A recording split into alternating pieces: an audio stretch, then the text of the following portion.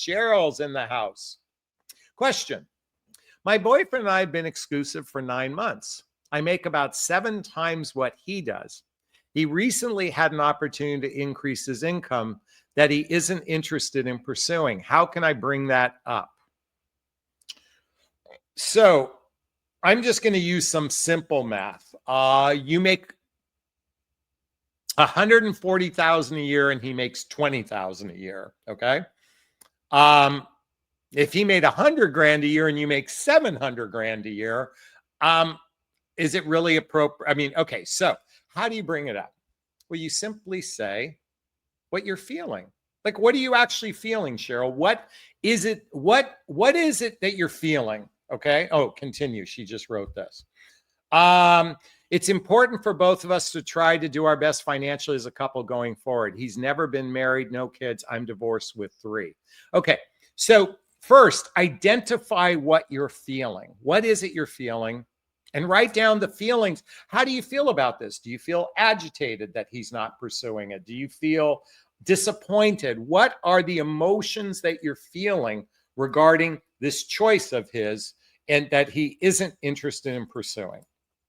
Now, if he chooses to not pursue it, does this end your relationship? I mean, is this a deal breaker for you? You should identify that for you. Here's where the challenge is. If you have an expectation that he pursues and he doesn't, you're going to carry resentment towards him most likely. And you'll carry this resentment most likely for a very long time. So now the question is, what needs do you have in this relationship? So first, I invite you, Cheryl, to identify the feelings that you have regarding this. Identify the feelings that you have regarding this, and then explore what needs do you need from him. Do you need financial partnership? Do you need reciprocity? Do you need that you be equal? And then if it is, why do you need that? For example, if he made $100,000 a year and you made $700,000 a year, because you said 7 times. I mean, here's the thing. 800,000 is more than 95% of Americans in the United States. So why, like at some point, unless you choose to live an extravagant lifestyle, and I don't know what your financial numbers, that's why I started. Are you at 140 and he's at 20? If he's at 50 and you're at 350, that's still well above the average. Now, mind you, you have kids and everything. Now, when you said he could substantially increase his income, does that mean going from $20,000 a year to $24,000 a year? Is that $20,000 a year to $100,000 a year? But the next question I'd ask is, why do you think he isn't pursuing it? Maybe it's something he doesn't want to do. Maybe that's going to be too much stress. Maybe it takes him away from the relationship. I'd want to learn why he may not be choosing it. So start with, what feelings are you feeling around this? What needs do you have? And then come from a place of curiosity and say, I'm really curious. Why aren't you choosing to explore this higher income? Is there something wrong with the offer? Is it just something that doesn't fit your needs? I'd come from a place of curiosity, not from a place of pointing your finger at him. And please be careful, if he doesn't accept it and you resent him for it, your relationship is already doomed. Let me just tell you, if you're going to carry resentment over that, and I know couples been married for 15 years and they still have a lot of financial resentment between the two of them, and that is no fun. Cheryl, does that help you in any way? I hope it does. That was a great question, and I really appreciate that one, Cheryl. So thanks so much. I just got to make a note of that. Okay. Cheryl says, thank you. Angela wants to point out, I read that men can listen to a woman's negative feelings, but they don't like the drama. I want to piggyback on Cheryl's question regarding negative feelings. Feelings are neither negative or positive. I think we make assumptions about that. I had on my channel Deborah Battersby. She wrote the book Freedom Point. Okay. And really, one of the things she talks about is is feelings aren't negative or positive. Disappointment is neither negative or positive. It's just a feeling.